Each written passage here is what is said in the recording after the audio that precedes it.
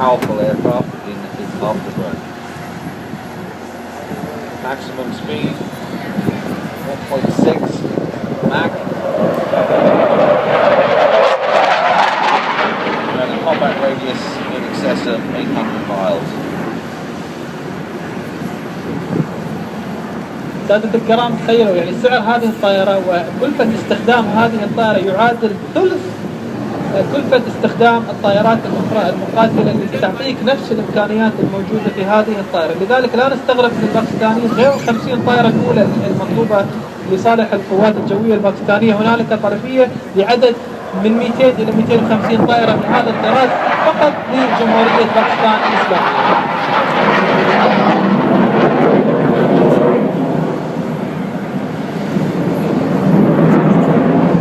Armaments on board include a 23mm twin barrel cannon.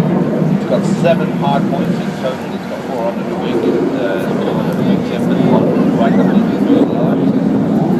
It can carry a huge amount of ordnance and a very different array as well. Obviously air-to-air missiles, air-to-surface missiles,